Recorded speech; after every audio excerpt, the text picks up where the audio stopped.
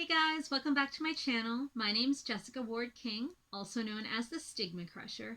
And here on this channel, we look at mental health and mental illness from my twin perspectives as a person with lived experience of bipolar 2 disorder, as well as a PhD in experimental psychology. Does that sound like your jam? You are more than welcome here.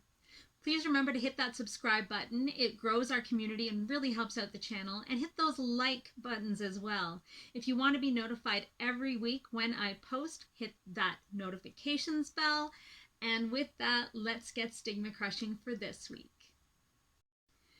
So every year on October 10th, the World Health Organization marks World Mental Health Day. This year it's on Sunday, and it is on the theme Mental Health in an Unequal World. Now, this didn't start off as a huge international day of commemoration. It was actually started in the United States by a group called World Federation for Mental Health, and since 1992 has grown into this worldwide movement. So we're in the 29th year of it being celebrated. Each year since, I think, 1996, they do choose a theme. And they've been on themes as diverse as schizophrenia, mental health in youth, mental health in seniors and the aged, as well as workplace mental health, kind of you name it. In the 29-year history, they have commemorated it. And this year it's particularly poignant because we are becoming so aware of the inequities and inequalities in our world as they pertain to mental health. In this country, which I'm coming to you from Canada, in this country, mental health is not part of our standardized healthcare. So we have this great universal healthcare system, but mental health care still remains out of reach to all but the most fortunate of folks, people who have the resources, both in time and money, to dedicate to it. Our psychiatric services are, of course, available to everyone at no charge. But things like therapy, alternative therapies, talk therapies are not.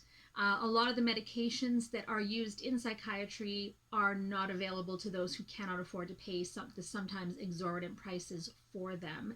And so even though psychiatric help is available, a patient might not be able to afford his or her medications and stay on treatment compliance.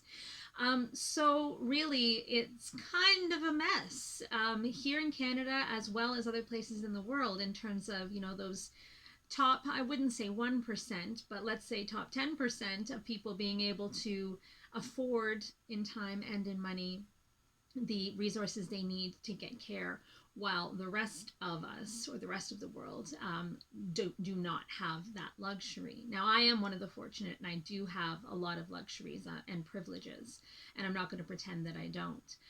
In the more developing world, or in countries where mental health stigma is still keeping a lot of people from treatment, the burden is even worse, way, way worse.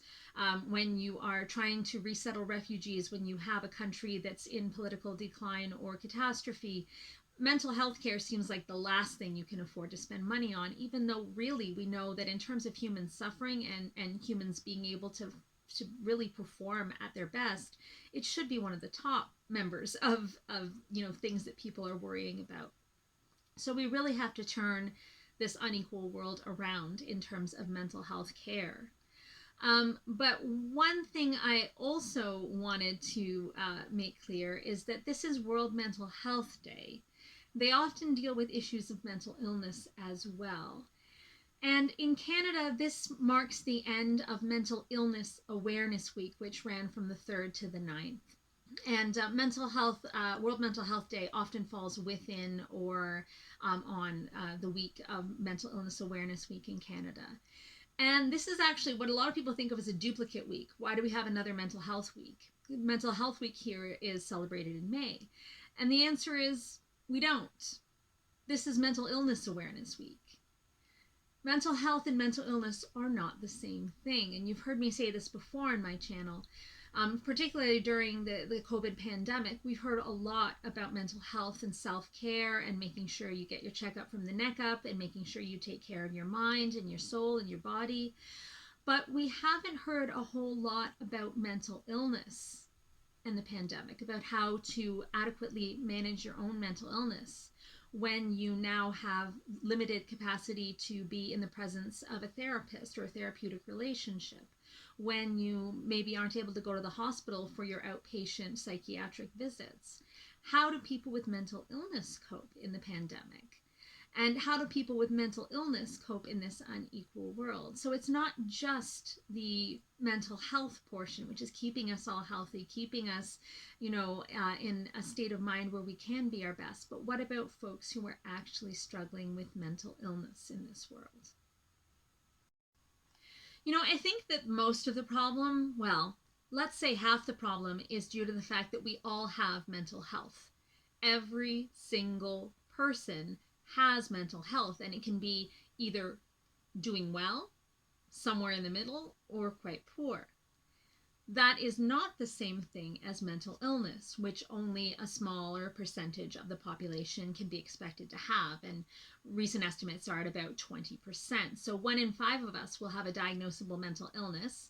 During the pandemic, that is being shown to be a little bit higher, probably due to the stresses that would catalyze people's descent into mental illness from having mental health and mental health issues into an actual diagnosable mental illness.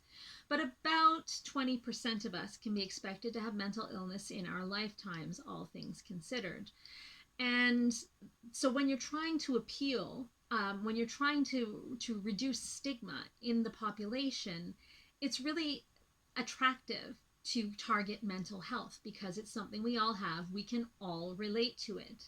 It's also kind of a softer landing into issues of mental illness. So if you start talking about mental health and the importance of, staying healthy and well, having a balanced diet, getting exercise, taking time for yourself, maybe meditative or journaling, something that everybody can do and everybody can relate to, stress. It's a bit of a softer landing when you start talking about what happens when those things don't happen and what happens when the body malfunctions and when the brain malfunctions and when actually it's something more serious that you need to see a doctor about.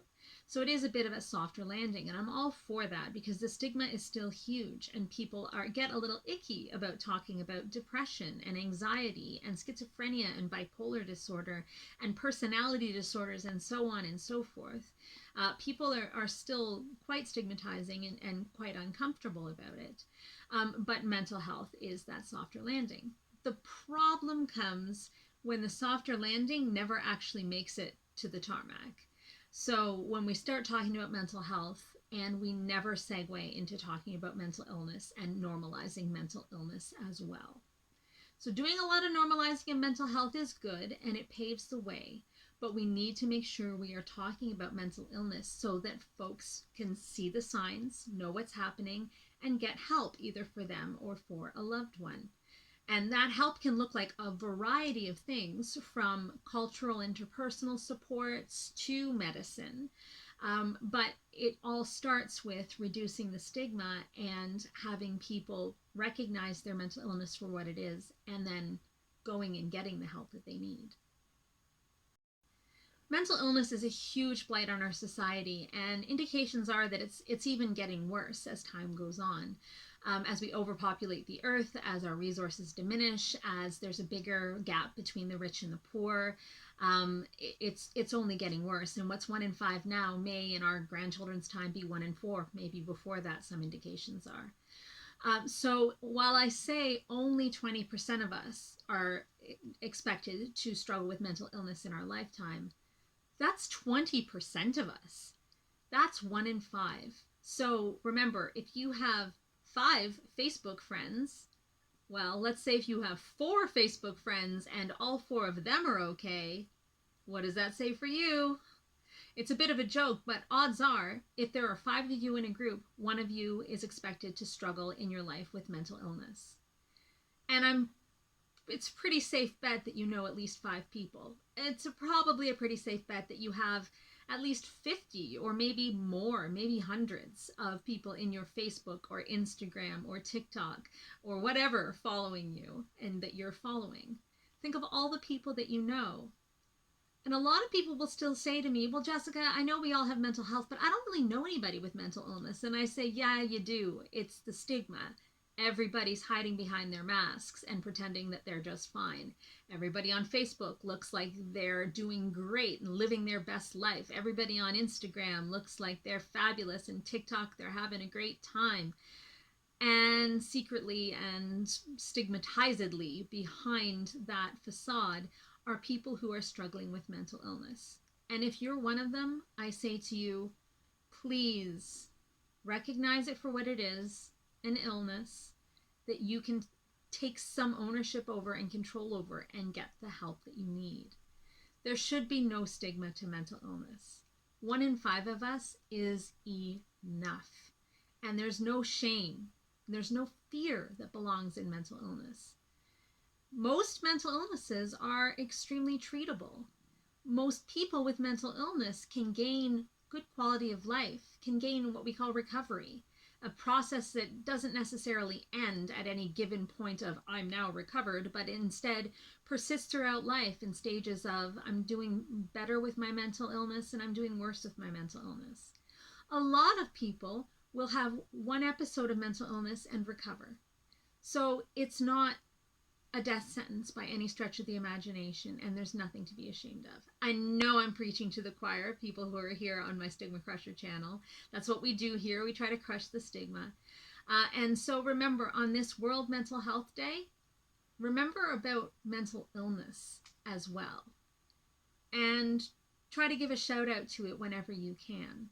Wear green. That is the color for mental health awareness. I realize it's the color for a lot of things, but there are only so many colors. And don't be afraid to give shout outs on your various socials, and raise up one another.